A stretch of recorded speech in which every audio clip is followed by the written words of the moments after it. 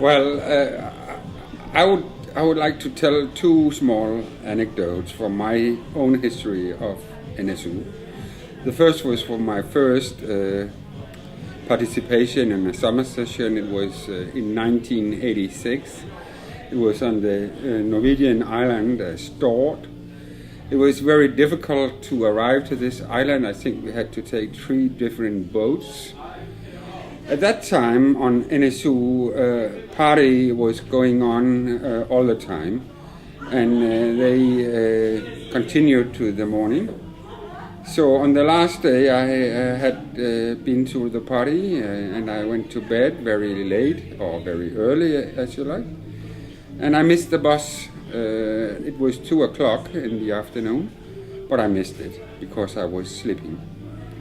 I asked, everybody were gone except for the Arcom, and I asked what to do, and they said the next boat will be in 3 days. They found a solution, so I cast the rest of the group in Stavanger, but I was kind of shaky at the time. The other is from Iceland in 1995. It was very expensive to make a session there, so they found a place, a power station, and we stayed in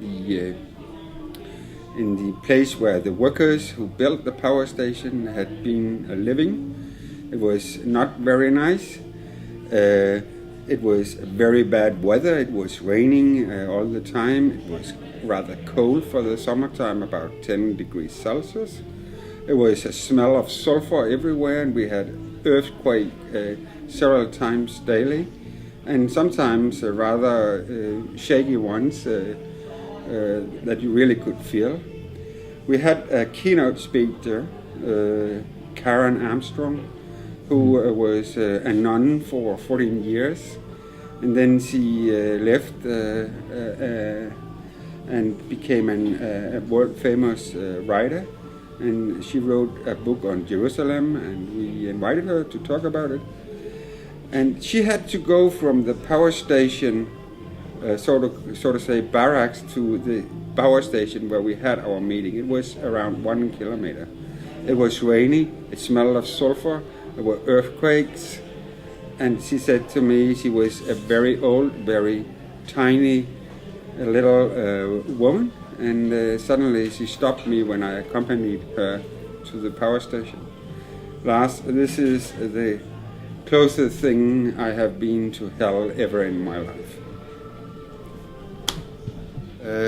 Actually, Karen, she couldn't stand to be there. She couldn't. She was too shaky. She was too afraid. So she had to leave the session earlier than planned. So she did that.